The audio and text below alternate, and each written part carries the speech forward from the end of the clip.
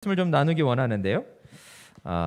오늘 저는 그 새해 첫 예배를 다시 한번 표를 생각하면서 말씀을 좀 준비를 했습니다. 올해 저희가 표를 한번 외쳐보겠습니다. 2021년 말씀 충만, 다시 하나님 마음을 따라 걷는 해입니다. 잘 보이십니까? 네. 2021년 말씀 충만하면 다시 하나님 마음을 따라 걷는 해, 이렇게 하도록 하겠습니다. 한번 해보겠습니다. 2021년 말씀 충만, 다시 하나님 마음을 따라 걷는 해. 아멘. 그렇습니다. 그래서 저희가 작년의 표와 동일한 표인데 다시라는 말이 들어갔습니다. 예, 작년의 표가 너무 좋아서 올해 한 번 더 이 표를 가지고 우리가 말씀으로 살아냈으면 좋겠다라는 마음을 우리 사역자 팀과 제게 동일하게 부어주셔서 이 표를 정했고요. 말씀은 디모데후서 2장 15절로 했는데 오늘 그 본문의 말씀을 좀 같이 나누도록 하겠습니다. 저는 함께 세워가는 교회라는 배에 올라탔을 때 가장 좋았던 것이 교회 이름이었습니다. 우리가 대외적으로는 함께 세워가는 교회 이렇게 대외적으로는 사용하지만 저희 교회 풀네임 전체 이름은 함께 세워가는 교회가 아니고 진리 위에 함께 세워가는 교회입니다. 근데 저는 여기에서 가장 좋았던 부분이 진리 위에 이 부분이었어요. 교회가 진리 대신 예수 그리스도 위에 세워지면, 그분의 말씀 위에 세워지면, 또 그분을 향한 우리의 그 신앙 고백 위에 교회가 세워지면 얼마나 아름다울까.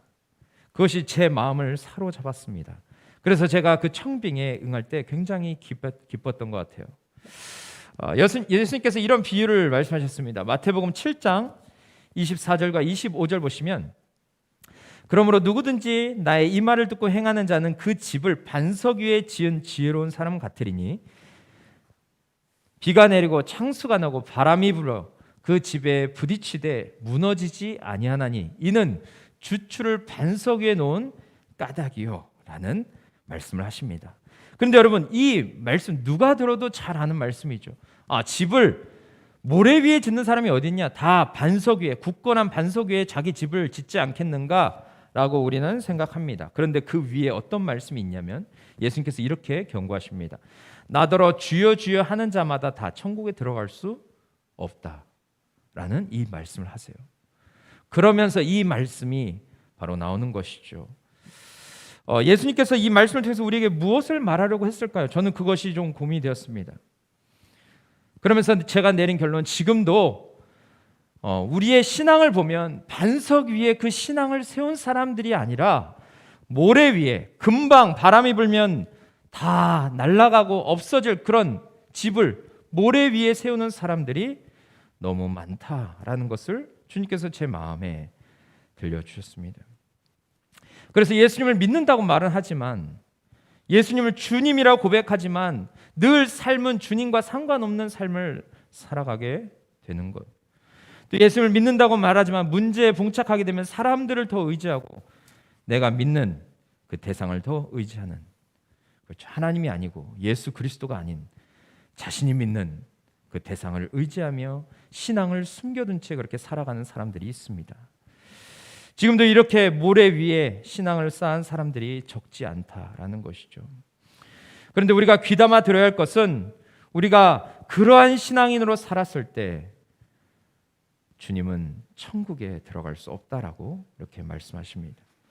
그러면 이제 우리의 이 말씀을 우리의 삶에 비추어 보았을 때, 나는 정말 진리 위에, 진리의 말씀 위에 믿음을 세운 사람인가? 나는 예수 그리스도의 말씀을 붙들고 살아내는 일꾼인가? 세상의 말과 유혹으로 인해서 뿌리가 흔들리지 않고 늘 견고하게 서 있는 그리스도인인가? 나는 어떤 사람인가? 우리는 좀 생각을 해봐야 하는 것이죠. 새해를 맞이한 우리가 표대로 정말 하나님의 마음을 따라 걷는 그런 일꾼이 되기 위해서 우리가 오늘 함께 나눠야 될 말씀이 무엇인지 같이 살펴보기 원합니다. 바울은 사랑하는 영적 아들 디모데에게 본문에서 편지를 씁니다. 당시에 에베소의 상황은 거짓된 교사들이 복음의 물을 타서 성도들을 혼란스럽게 했습니다. 또한 성도들 간의 말다툼이 심하여 교회 분열이 생겼고 또 상처로 얼룩져 있는 그런 상황이었습니다. 그래서 감옥에 있던 바울은 편지를 통해서 성도들과 교회에게 전해줘야 할 말씀이 무엇인지 디모데에게 가르쳐 주죠. 근데 여러분, 지금 바울은 어떤 상황에 있습니까? 바울은 지금 로마 감옥에서 죽음을 앞두고 있습니다. 근데 그가 지금 디모데에게 마지막 유언처럼 부탁한 것이 무엇입니까? 우리 오늘 본문을 바울의 심장을 가지고 함께 나누었으면 좋겠습니다. 먼저 우리가 진리 위에 선 일꾼이 되기 원한다면 첫째로 오늘 본문 15장 5절에 보면 진리의 말씀을 옳게 분별하라고 분명하게 말합니다.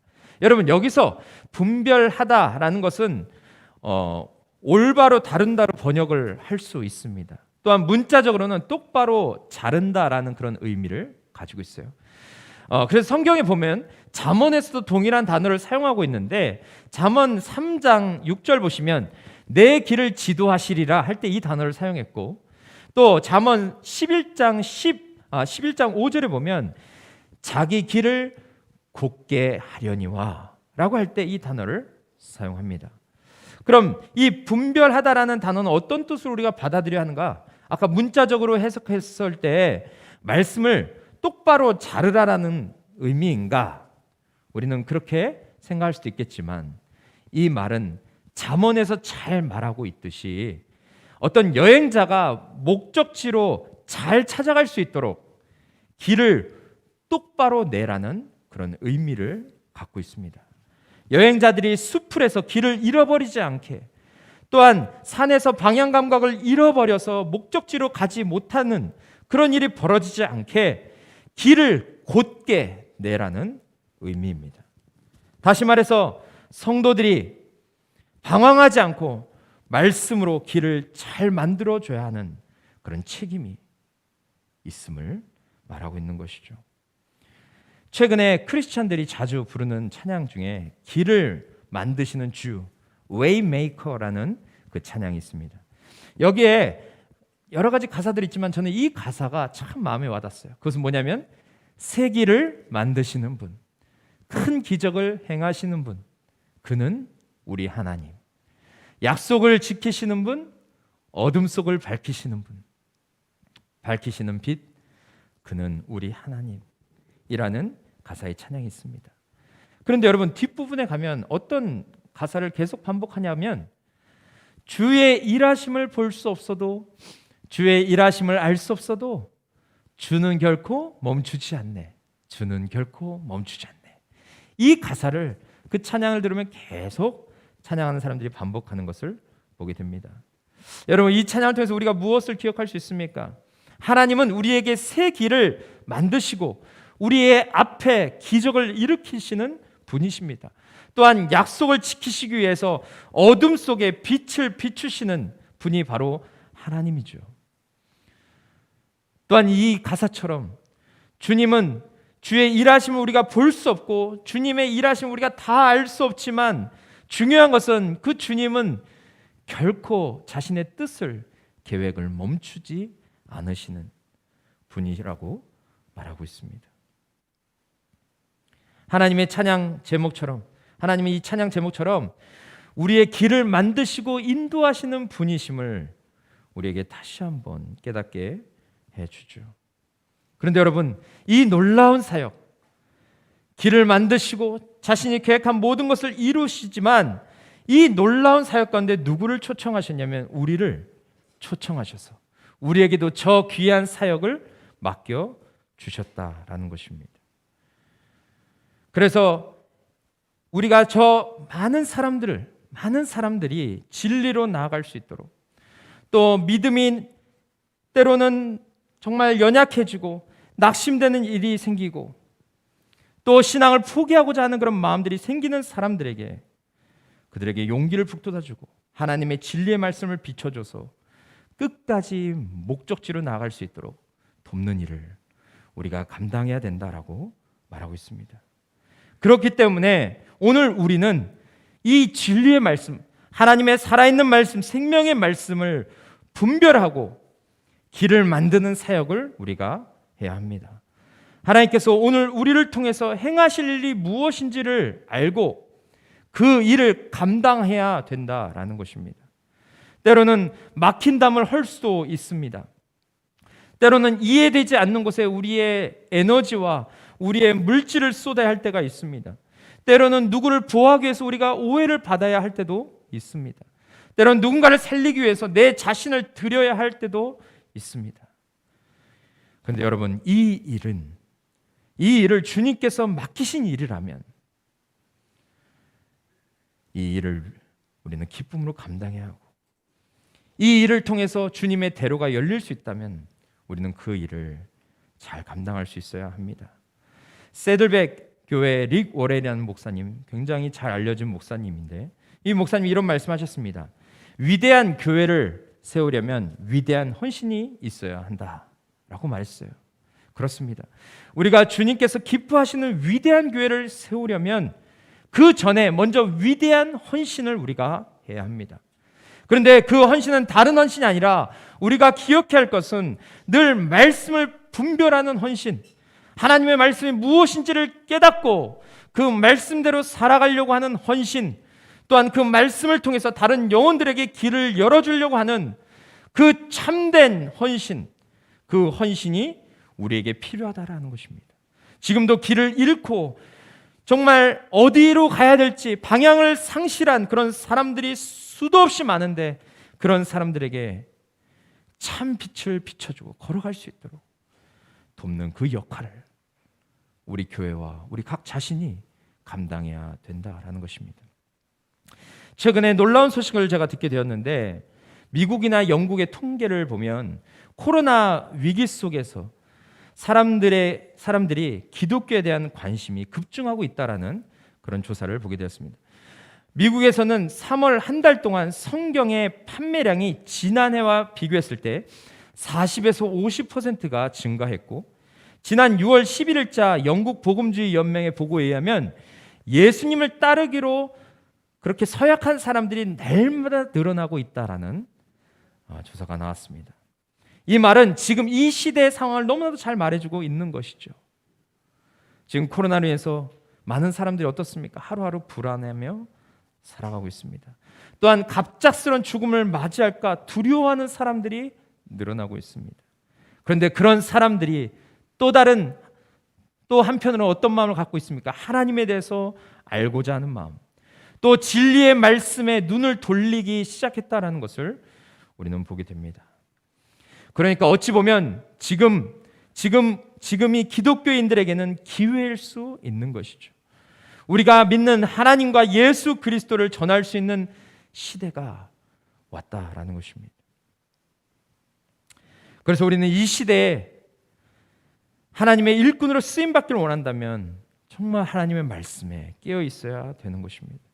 바울이 디모데에게 부탁한 것처럼 더욱 말씀을 정확하고 분명하게, 또한 본문의 내용을 충실하게 해석하는 성경의 사람이 되어야 한다라는 이 메시지를 우리의 가슴에 새기고, 우리도 올 한 해 하나님의 말씀을 분별하고 그 말씀의 의미를 깨닫고 전하는 사역을 감당해야 합니다.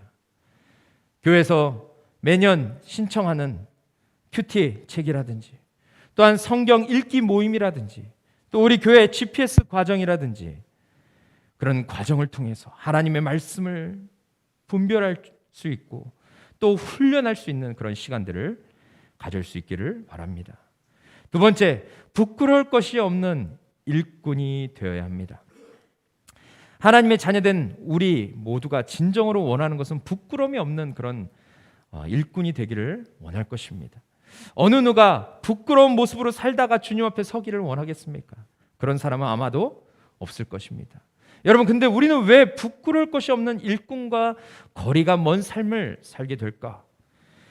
우리가 그것을 이해하려면 먼저 부끄러울 것이 없는 일꾼, 그 반대의 상황을 이해합니다. 근데 그 반대 상황의 단어는 어떤 것이냐면 18절에 나와 있습니다. 그들이 그릇되었도다라는 그 단어에 나와 있어요. 여러분, 여기에서 그릇되었다라는 것은 하나님께서 인정할 수 없는 우리의 모습입니다. 그럼 그릇되었다는 단어의 뜻은 무엇입니까? 그것은 우리가 진리의 말씀을 관역이라고 했을 때, 진리의 말씀이 관역이라고 했을 때 그 관역에서 벗어난 사람을 말하는 것입니다. 우리가 양궁 선수들을 보면 양궁 선수들이 정확하게 가운데를 향해서 조준하고 쏴서 가운데를 맞췄을 때 제일 가운데를 맞추면 10점 이렇게 이야기를 합니다. 그럴 땐 모든 사람들이 기뻐하죠. 그러나 양궁 선수가 갑자기 바람이 너무 심하게 불거나 컨디션이 안 좋아서 쐈는데 관역을 빗나갔습니다. 그럴 때는 점수를 얻을 수가 없는 것이죠. 또한 감독과 팬들에게 큰 실망감을 안겨주게 됩니다. 이처럼 하나님은 우리가 하나님의 말씀의 관역을 향해서 우리의 삶을 들여서 하나님은 우리를 통해서 높은 점수를 우리가 얻기를 원하시는 분이십니다. 그런데 우리가 만약에 그 관역을 빗나가는 삶을 살았다면, 그릇된 삶을 살았다면, 부끄러운 삶을 살았다면, 여러분, 우리를 만드시고 우리를 이곳에 두시고 우리에게 사역의 기회를 주신 그 하나님의 마음을 우리가 얼마나 아프게 하는 것일까요? 근데 오늘 여러분, 그 관역을 빗나가는 사람들에 대해서 본문은 이렇게 말하고 있습니다. 우리 16절 보시면 뭐라고 얘기합니까? 망령되고 헛된 말을 버리라. 망령된 자. 또 경건하지 아니한 자라고 이렇게 말하고 있습니다. 또한 17절에는 무엇을 말하고 있습니까? 17절에서는 악성 종양처럼 몸을 상하게 하는 자, 자신의 몸을 상하게 할 뿐만 아니라 다른 사람도 상하게 하는 자. 그래서 여기서 어떤 사람의 이름이 나옵니까? 후메네오와 빌레도가 바로 이 부끄러운 삶을 살아가는 사람임을 말하고 있습니다. 또한 18절에 보시면 무엇을 말하고 있습니까? 그릇된 자 뿐만 아니라 믿음을 무너뜨리는 자라고 그렇게 말하고 있어요. 이 당시 에베소 교회는 여전히 거짓 교사들이 많이 있었습니다. 아마도 후메네오와 빌레도, 아까 이름을 언급한 이 두 사람도 그런 거짓 교사였던 것 같아요. 그런데 이들이 사람들에게 했던 말은 어떤 말이었습니까? 바로 부활에 대해서 오해하는 그런 말이었습니다. 특히 육체의 부활은 거짓이다. 그것은 잘못된 교리라고 그렇게 가르쳤습니다. 이렇게 예수님의 가르침을 정면으로 도전했던 자들이었다라는 것이죠.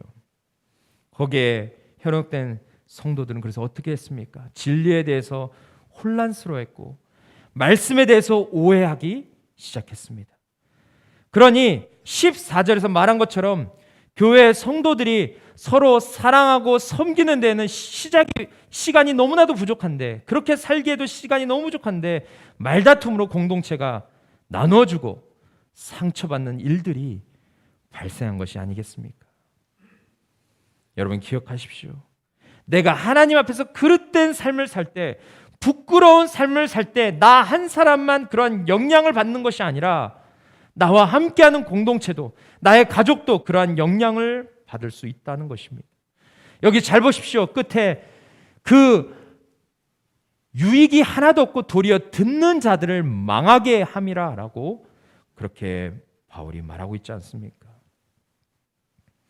그러니까 여러분, 이런 실수를 우리가 반복하지 않기 위해서는 우리에게 관역이 분명히 합니다. 진리의 말씀이 분명히 합니다. 그 말씀을 우리가 뚜렷이 바라보고 그것을 향해서 우리가 나아가지 않으면 우리도 어느새 부끄러운 그런 삶을 살아갈 수 있다는 것입니다. 지금 여러분은 어떻게 살지를 결정하셨습니까? 내가 어떻게 살아야 되고 어디를 향해서 나아가야 하는지 여러분 분명히 알고 기도로 준비하고 계십니까? 마르틴 루터는, 우리 같이 한번 이 글을 읽겠습니다. 시작. 새가 당신 머리 위로 날아가는 것을 막을 수는 없지만 당신 위에 둥지를 트는 것은 막을 수 있다라고 마르틴 루터가 이야기했습니다.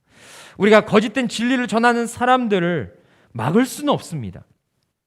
그들을 쫓아다니면서 그 말이 잘못되었다고 말하는 데는 우리에게 한계가 분명히 있습니다. 하지만 중요한 것은 오늘 마르틴 루터가 말한 것처럼 새가 당신 머리 위로 날아가는 것은 막을 수 없지만 내 머리 위에 둥지 트는 것은 우리가 막을 수 있다라는 것입니다. 우리가 하나님의 진리의 말씀 위에 온전히 서 있으면 우리가 그러한 여러 가지 소리, 여러 가지 소문, 잘못된 가르침 안에서도 우리 자신을 지킬 수 있고 우리 가정을 지킬 수 있다라고 말하는 것입니다.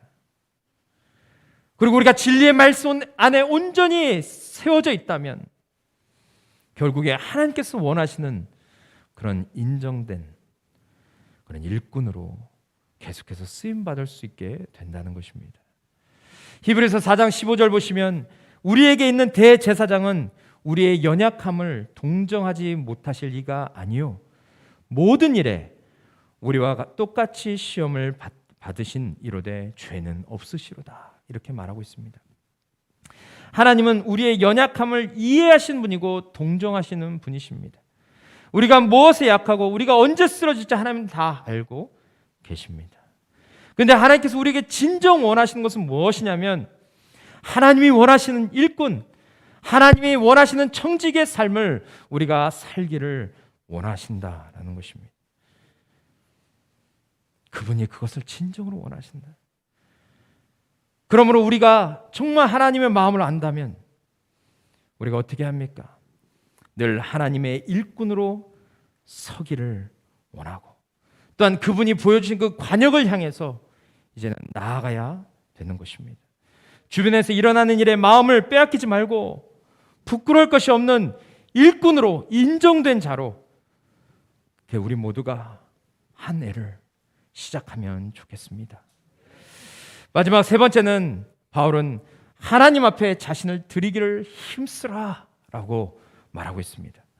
우리가 하나님 앞에 자신을 드리는 일에 성공하기 위해서 여러분 반드시 기억해야 할 것이 있습니다. 그것은 우리로 하여금 실패하게 만드는 것을 외면해야 합니다.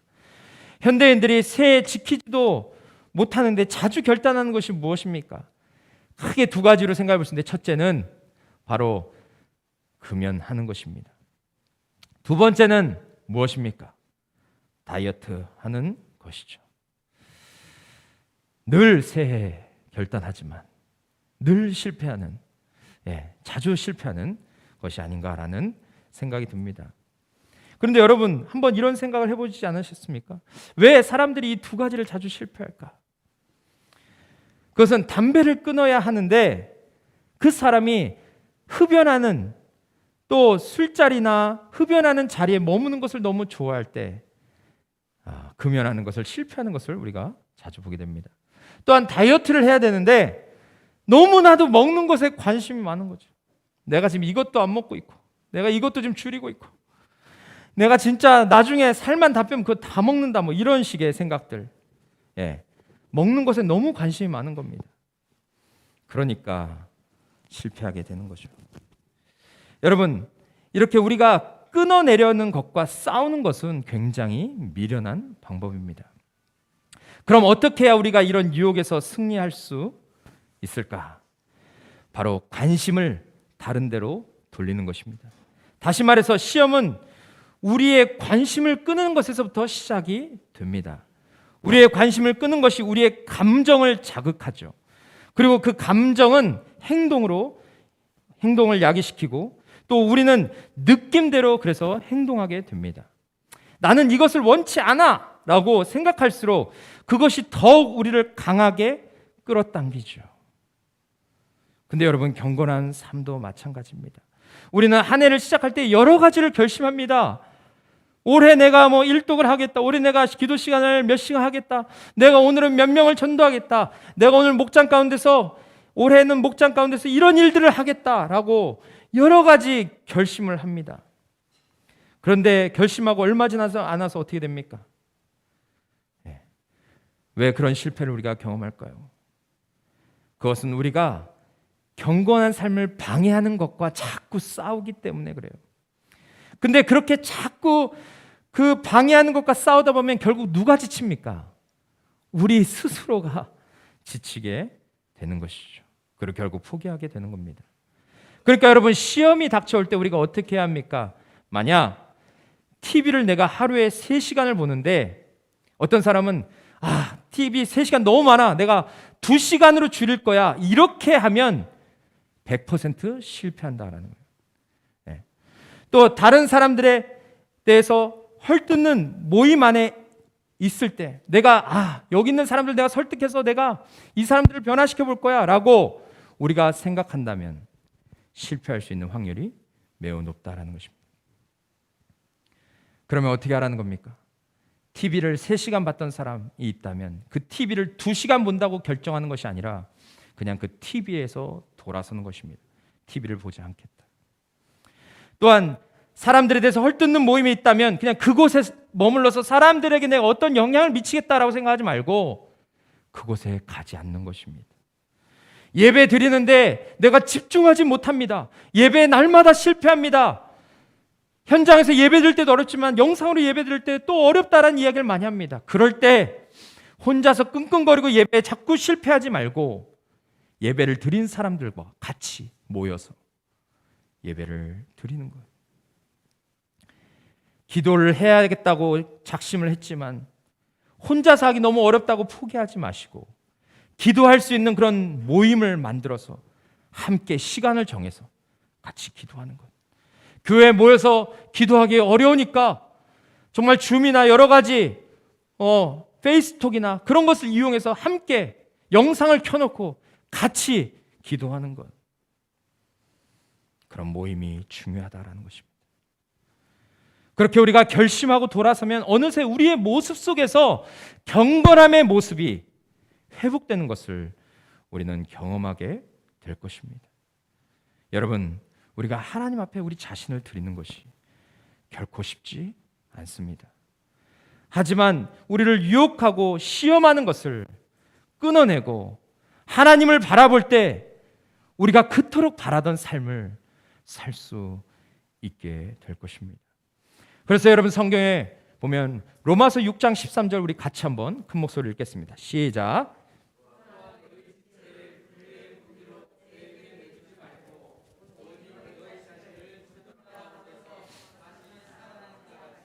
하나님께 드리며 너희 지체를 의의 무게로 하나님께 드리라. 아멘. 여러분 여기서 우리에게 무엇을 말합니까?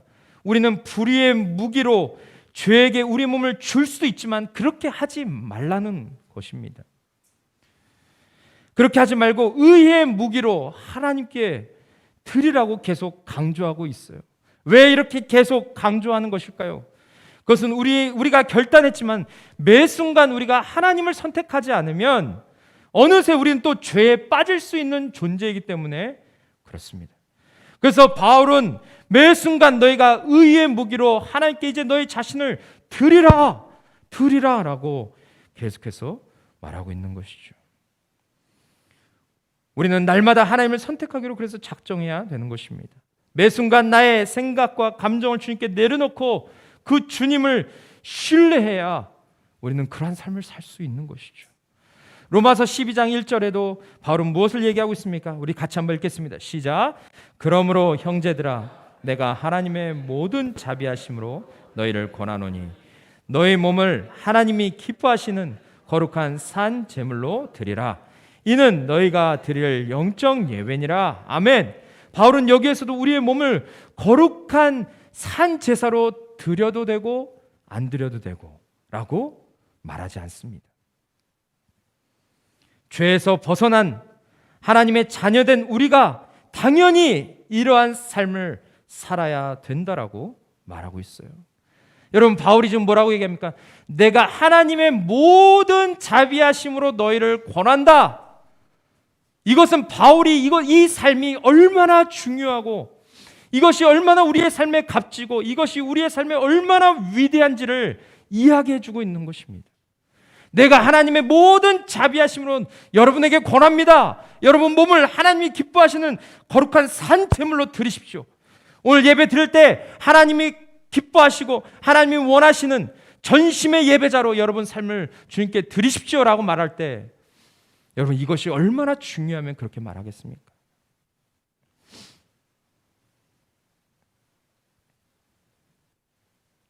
바울이 여러분 이렇게 말할 수밖에 없었던 이유는 우리가 하나님이 기뻐하시는 거룩한 산 제사로 드리고 우리가 온전한 영적 예배자로 설 때 우리가 살 수 있기 때문에 그렇습니다.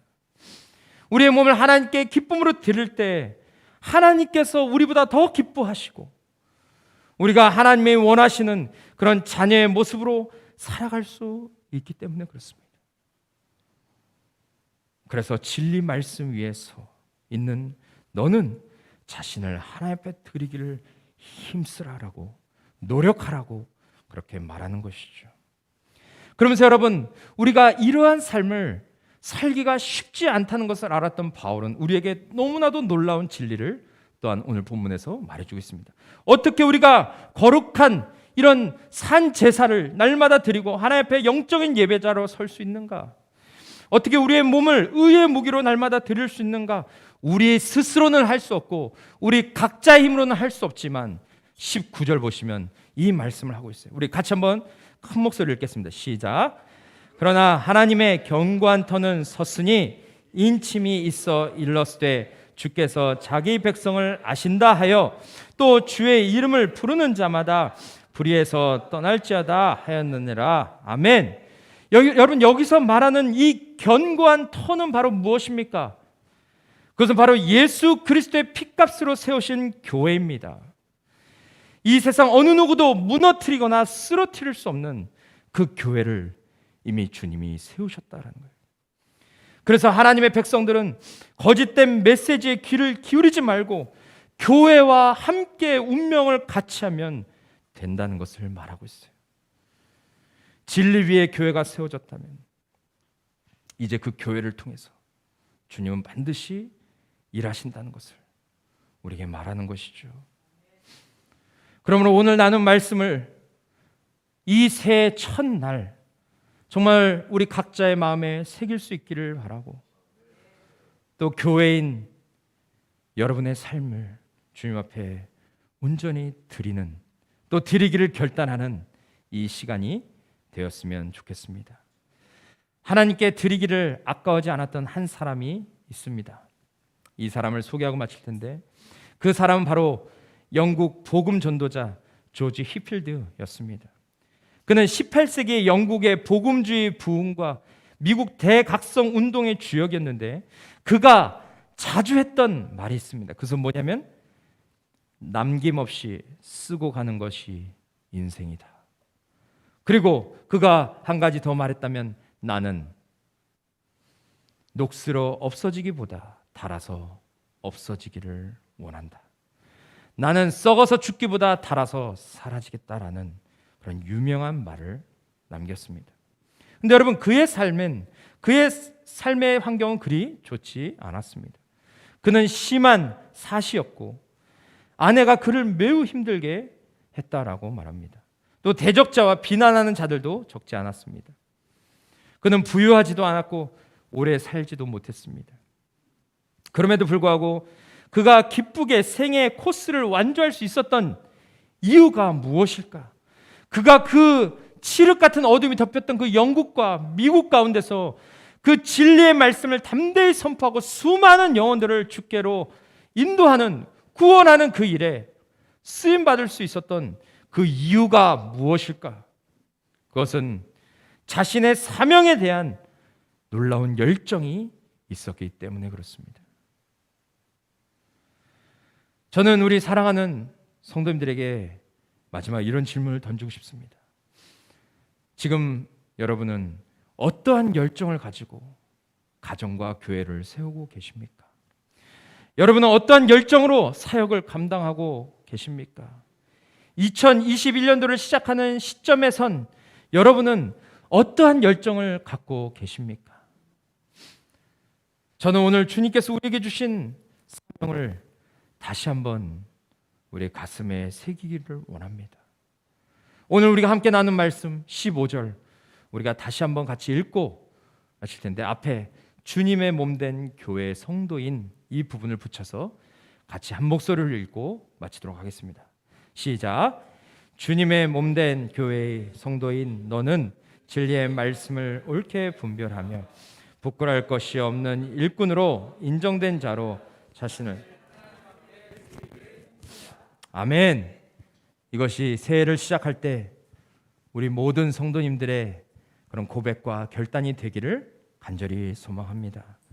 우리 모두가 진리 위에 선 일꾼으로 하나님 나라를 세워가는 그 일에 귀하게 쓰임 받을 수 있었으면 좋겠습니다.